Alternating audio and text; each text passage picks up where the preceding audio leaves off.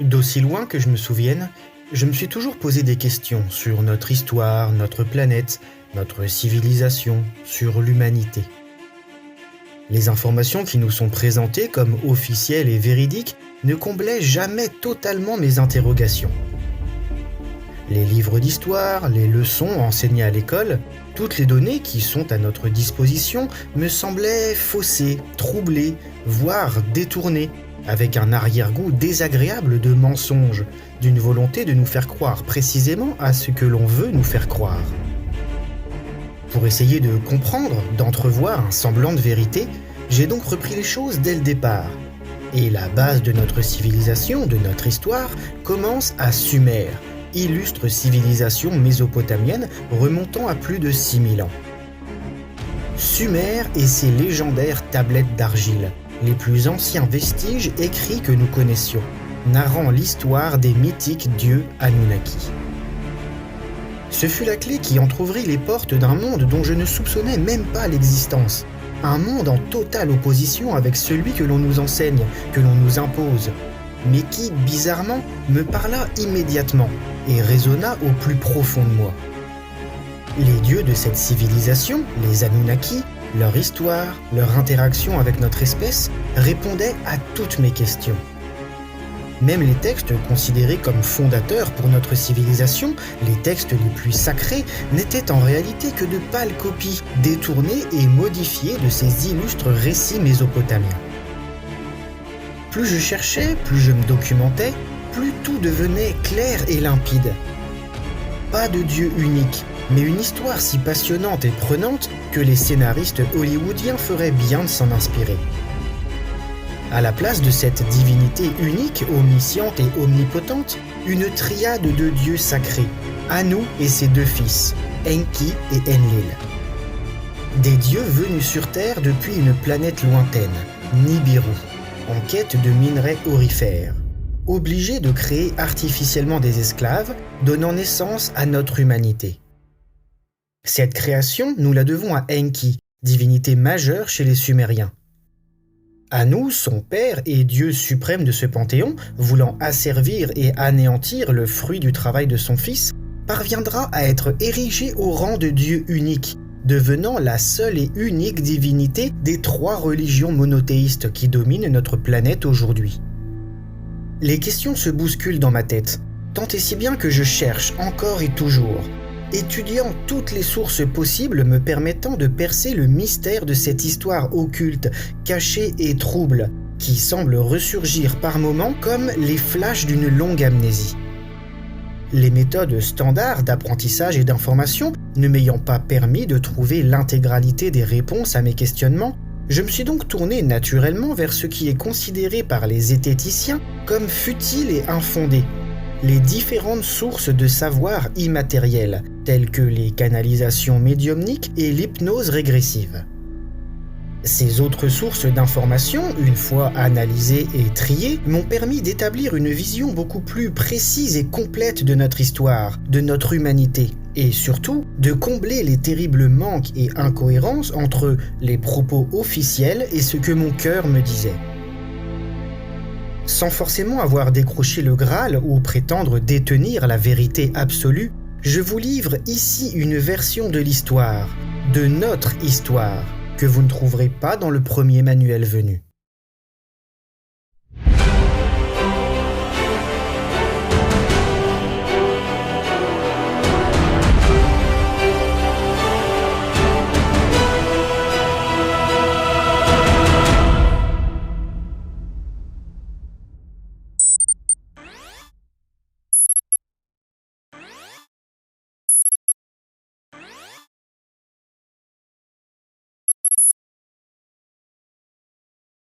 Dans la grande histoire des dieux Anunnaki, de ces illustres divinités du panthéon mésopotamien, existe un événement marquant, décisif, un véritable tournant qui marque définitivement notre histoire, pour ne pas dire leur histoire.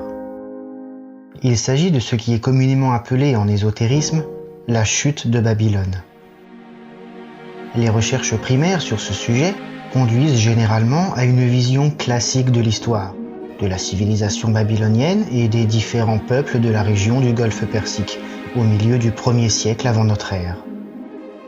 En poursuivant les recherches, les littératures diverses traitant de cet événement ouvrent les portes d'une autre histoire, plus étendue, plus riche et surtout plus parlante, où la guerre des dieux Anunnaki amène à un bouleversement radical des forces et des idéologies en présence sur notre planète, et avec un impact sans commune mesure pour notre civilisation.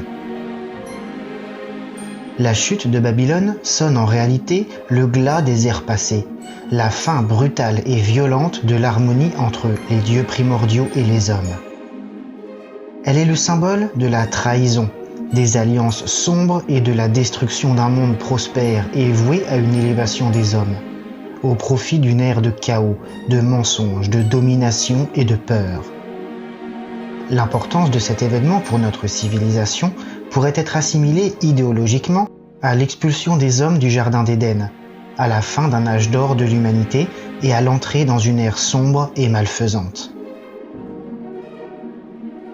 Pourtant, une fois le sujet bien étudié, après avoir entendu les différentes versions, les différents témoignages, quelles que soient leurs origines, historiques, archéologiques ou purement ésotériques et immatérielles, les grandes lignes de cette histoire occulte paraissent claires.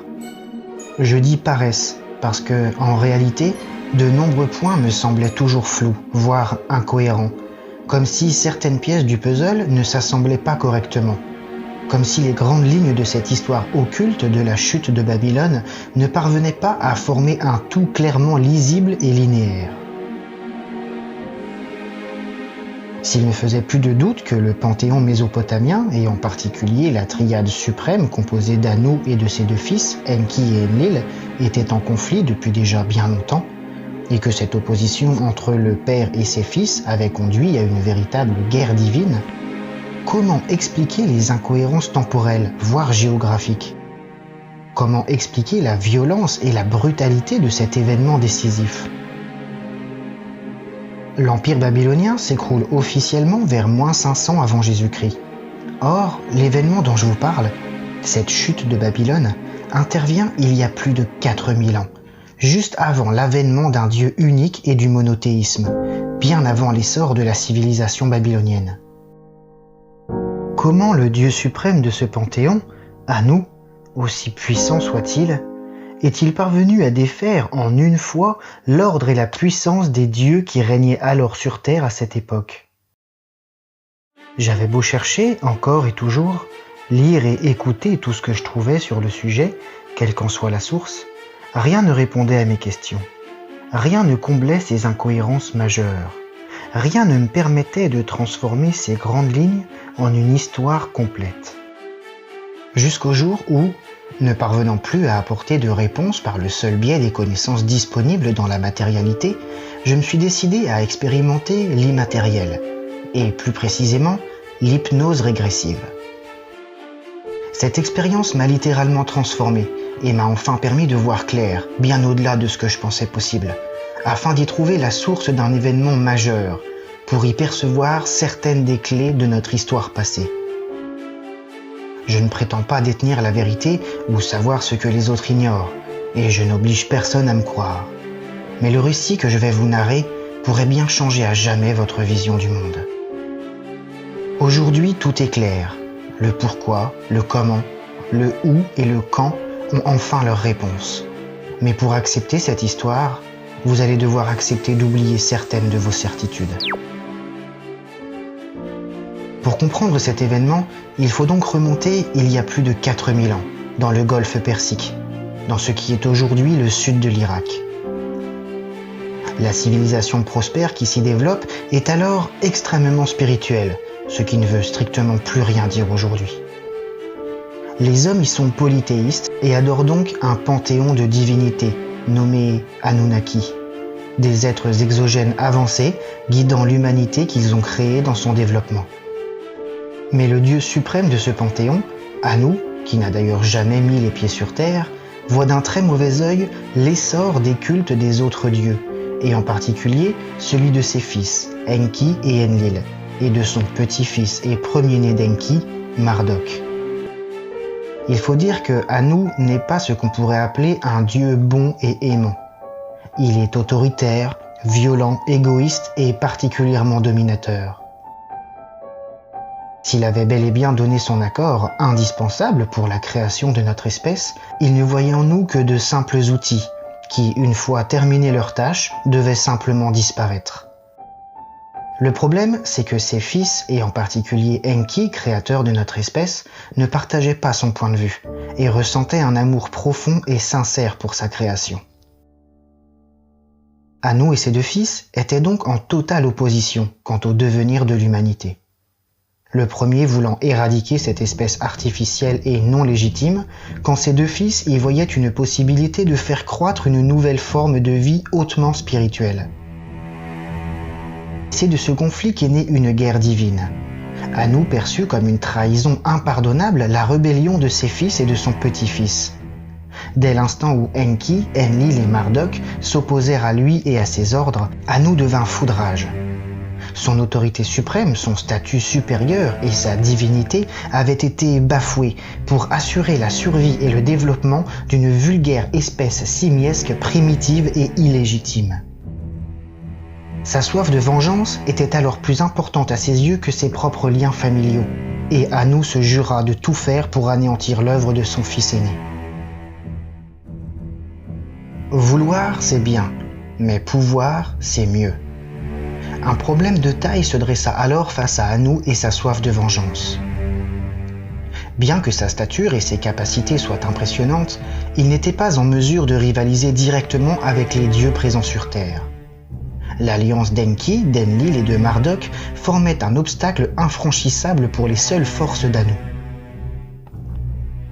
Mais le chef suprême des Anunnaki, à l'image de son idéologie égoïste et dominatrice, connaissait bien d'autres ethnies exogènes, dont les principes et la moralité pouvaient facilement être achetés. Et si ses propres forces ne lui permettaient pas de se venger des dieux terrestres, des alliances lui permettraient certainement d'y arriver. Afin de s'assurer la victoire, la stratégie d'Anu était simple. Frapper fort et vite, couper la tête de l'ennemi et l'anéantir. Une frappe rapide et ciblée sur un lieu stratégique, symbole de la puissance d'Enki et de son œuvre. Prendre la capitale et le royaume tombera. Pour arriver à ses fins, Anu avait besoin de deux choses, l'effet de surprise et un nombre considérable d'assaillants.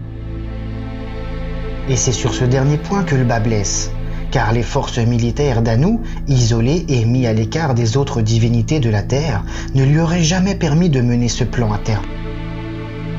Aveuglé par son ego et l'humiliation qu'il avait subie, Anu décida donc de passer un accord avec deux races exogènes. Est-il nécessaire de préciser que ces deux ethnies n'avaient pas vraiment des intentions altruistes ? Je ne pense pas. C'est ainsi que dans l'ombre de notre système solaire, sur un satellite de Saturne, Anu pactisa avec les Dracos et les Réticuliens, dans le but de défaire les dieux Anunnaki de la Terre. Ces deux peuples possédaient les capacités militaires et technologiques pour mener l'assaut tant espéré par Anu et assouvir sa vengeance. Tel un général envoyant ses troupes en première ligne, le chef suprême des Anunnaki s'apprêtait donc à mettre son plan vengeur en action. Une partie d'échecs divine venait de commencer et Anu préparait ses pièces maîtresses pour une attaque en force. Sa cible était toute désignée, la légendaire ville de Bab. Ne perdez pas votre temps à rechercher cette somptueuse cité vieille de plus de 4000 ans, vous ne trouverez rien, ni carte, ni localisation, ni mention. L'histoire étant écrite par les vainqueurs, toute trace de cette ville a depuis longtemps été éradiquée, dans les textes comme dans la pierre, et ce, jusque dans les mémoires les plus anciennes. Bab était la capitale du monde spirituel de cette époque, une ville splendide, cosmopolite, où les dieux en personne apprenaient aux hommes qui le souhaitaient l'immense savoir qu'était le leur. Les sciences les plus anciennes, les plus occultées aujourd'hui, y étaient transmises simplement et gratuitement à qui le désirait et à qui s'en montrait digne. Elle était située à la jonction de deux grands fleuves, le Tigre et l'Euphrate, dans le sud de la Mésopotamie, à une centaine de kilomètres de ce qui deviendra plus tard la ville d'Our. Bab représentait à elle seule la force des dieux présents sur Terre, mais aussi leur volonté de transmettre leur savoir aux hommes et le souhait de voir l'humanité s'éveiller et grandir, loin de ses racines simiesques, pour atteindre le rang des dieux. Cette ville unique au monde était protégée par Marduk, fils aîné d'Enki, qui y propageait ses connaissances et ses valeurs. Il y était aidé par une autre ethnie exogène fortement affiliée à notre planète, les Lyriens, des hommes-oiseaux originaires de la constellation de la Lyre, totalement pacifistes et particulièrement érudits et spirituels. Bab possédait une architecture raffinée, avec en son centre une gigantesque structure pyramidale à degrés, de couleur ocre-orangé, ornée d'une végétation luxuriante. Les temples, les écoles et les lieux de vie et d'échange y étaient aussi nombreux que les personnes venant y recevoir les apprentissages divins.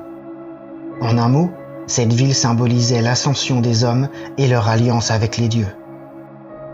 Cette gigantesque cité de Bab concentrait donc à elle seule le savoir et la volonté divine.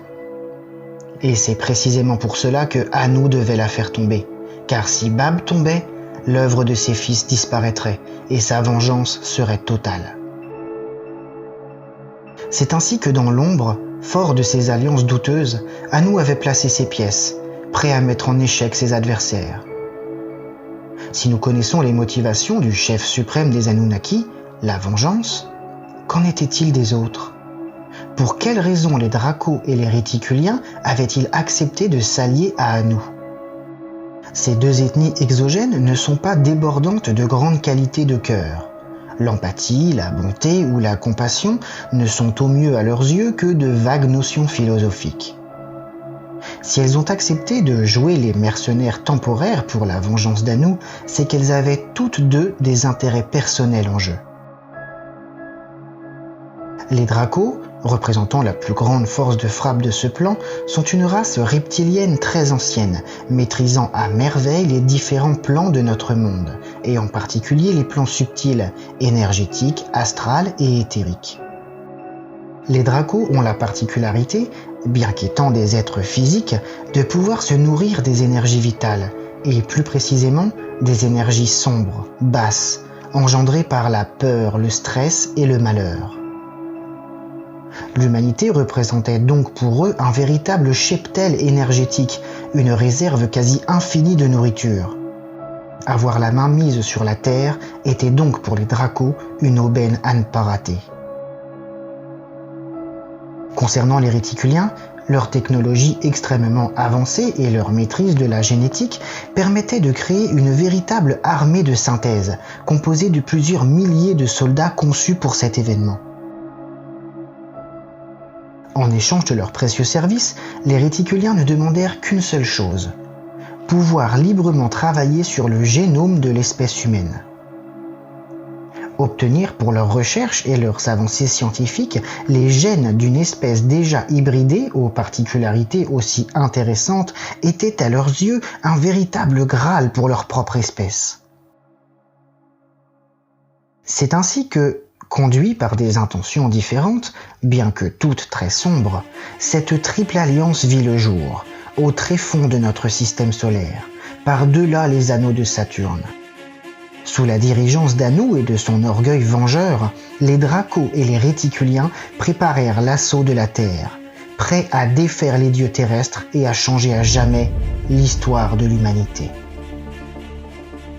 Le jour tant attendu arriva.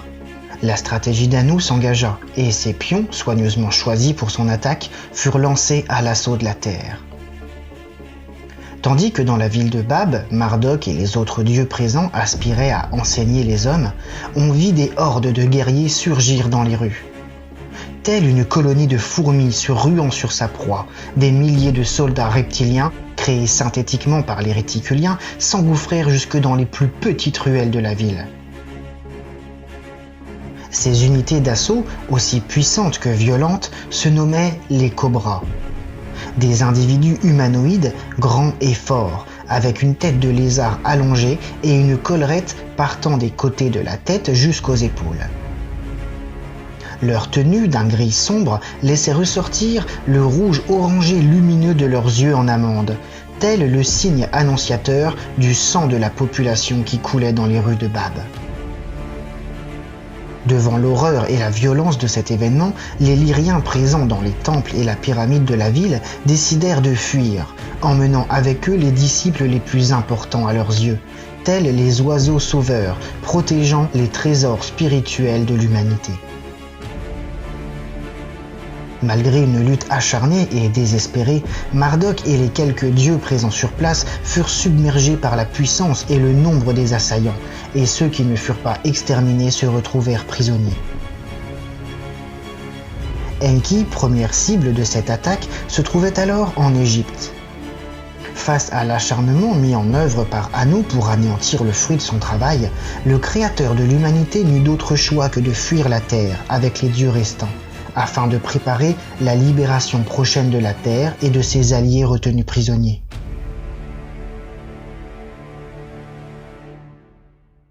Une fois Marduk, protecteur de la ville, mis à mal, Bab tomba. La capitale de l'humanité, lumineuse et spirituelle, forgée par les enseignements d'Enki, venait d'être vidée de son essence divine, de sa pureté et de son but, par une armée artificielle née d'une alliance néfaste et nourrie par la vengeance d'un Dieu suprême. Échec et mat. Anu venait de gagner la partie. Sa stratégie avait fonctionné à merveille et les rôles distincts de ses pions avaient parfaitement nourri sa soif de vengeance. Enki et la plupart des dieux terrestres étaient en fuite vers Orion, pleurant le triste spectacle dont ils avaient été les victimes, tandis que la Triple Alliance se réjouissait de la capture de Marduk en contemplant la terre et l'humanité qu'elle abritait comme un chat regarde une souris. La ville de Bab fut totalement détruite. Chaque monument, chaque pierre, chaque texte, chaque souvenir fut littéralement rayé de la carte et de l'histoire, comme si cette ville, symbole de l'élévation des hommes et de l'alliance avec les dieux, n'avait jamais existé.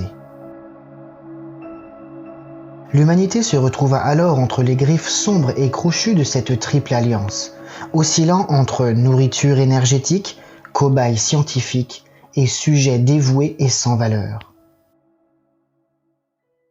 Anu était alors persuadé d'avoir conquis la terre, de posséder enfin pour sa seule gloire l'espèce humaine que son fils avait créée.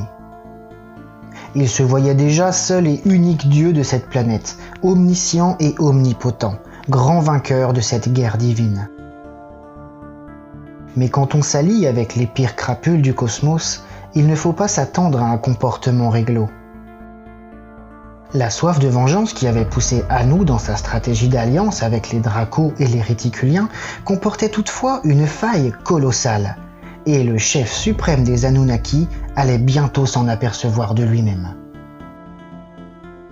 Une fois les dieux de la Terre en fuite et les hommes entre les griffes de cette triple alliance, Anu, en tant que commanditaire de cette attaque et du haut de sa stature de chef exogène, décida de s'instaurer comme seul et unique Dieu, mettant un terme au polythéisme pour faire naître dans les croyances de l'humanité le monothéisme. Il se voyait soudain comme le seul et unique être digne de se voir vouer un culte de l'espèce humaine. Conformément aux accords qu'il avait passés avec son alliance, il tolérait la présence des Dracos et des Réticuliens sur Terre, dans la mesure où ces derniers agissaient dans l'ombre, son ombre. Mais ce qui avait poussé Anu à faire appel à ces deux ethnies exogènes allait bientôt se retourner contre lui, car si le chef suprême des Anunnaki et nouveau dieu unique de la Terre n'avait pas été en mesure de prendre sa revanche seul, s'il n'avait pas eu les moyens et la force de chasser par lui-même les anciens dieux de la Terre, comment pourrait-il à présent s'opposer seul à ses alliés? Les Réticuliens et les Dracos possédaient maintenant les clés de la Terre, et leur objectif étant clairement défini, les nouvelles volontés d'Anu ne pouvaient en rien les obliger à fuir. Durant plusieurs millénaires, Anu parvint à maintenir son emprise sur l'humanité, instaurant de différentes manières les cultes monothéistes, qui ne servaient toujours au final que le même et unique Dieu, lui. Mais tandis qu'il se gargarisait de sa conquête et de sa domination totale sur l'humanité, les Dracos, tapis dans l'ombre, avaient soigneusement placé leur pion pour amener les hommes là où ils le souhaitaient. Il ne faut pas oublier que cette race reptilienne désirait asseoir son emprise sur la Terre afin de bénéficier des énergies de l'humanité, afin de voir les hommes devenir leur bétail nourricier. Et en bon éleveur, les Dracos parvinrent à faire tomber la dernière spiritualité des hommes, pervertie par Anu, au profit d'une civilisation unifiée par une mondialisation de surproduction et de surconsommation, engendrant un éloignement total des valeurs primaires de la vie et de toute source immatérielle. Ces nouvelles conditions, associées aux guerres humaines incessantes, à la peur organisée par les médias et les États corrompus, à la soif insatiable de consommation de biens matériels et inutiles, transformèrent l'humanité en un simple troupeau de bétail énergétique, pataugeant dans des énergies toujours plus basses et sombres, ne faisant qu'accroître le pouvoir des Dracos sur elle. Anu se retrouva pris à son propre piège, obligé de se soumettre à la force de ceux dont il avait lui-même sollicité l'alliance. C'est ainsi que les Dracos, bien dissimulés derrière les innombrables marionnettes de surface, œuvrèrent à leur propre salut, marquant peu à peu l'asservissement total de l'humanité, le tout sans qu'Anu ne puisse y faire quoi que ce soit, tout autant dépassés par leurs forces et leurs moyens qu'ils ne l'avaient été jadis par ceux des anciens dieux de la Terre. Celui qui avait pactisé avec des forces le dépassant pour asseoir sa vengeance, et que l'on considérait comme l'incarnation du mal absolu, n'était en fait que l'un des innombrables partisans de cette grande histoire de la vie. Lui qui avait dupé dans l'ombre pour détruire l'œuvre de son fils se retrouva défait à son tour, trahi par sa propre alliance, et une fois de plus chassé de cette planète qui, elle, ne pouvait voir dans cette situation qu'un problème encore plus grand à résoudre. Mais tout comme Anu fut supplanté par les forces supérieures des Dracos, ces derniers pourraient bien n'être que les futurs relégués d'êtres encore plus sombres et malfaisants. Les Archontes, ces entités déchues, tapis dans l'ombre de l'ombre, bannis de notre monde physique pour leurs comportements les plus odieux et irrattrapables, semblent apparaître aujourd'hui comme la nouvelle épreuve de l'humanité. Si tel était le cas, les hommes n'auraient plus à affronter des êtres physiques à la moralité inexistante, mais des entités énergétiques dont le but ultime serait de revenir dans la matérialité en s'emparant de nos corps. Anu, les Réticuliens, les Dracos, les Archontes. Face à tant de menaces toujours plus grandes, nous ne pouvons que regretter l'époque où la présence et les conseils des dieux offraient aux hommes une période de paix et de haute spiritualité. L'humanité a aujourd'hui totalement oublié son passé, son histoire et ses racines. Les temps glorieux de cet âge d'or où les hommes apprenaient des dieux, les temps où la ville de Bab, merveille architecturale et sociale, accueillait tous ceux désireux d'apprendre et de s'éveiller à leur véritable nature, ne semblent plus aujourd'hui qu'une belle histoire de science-fiction.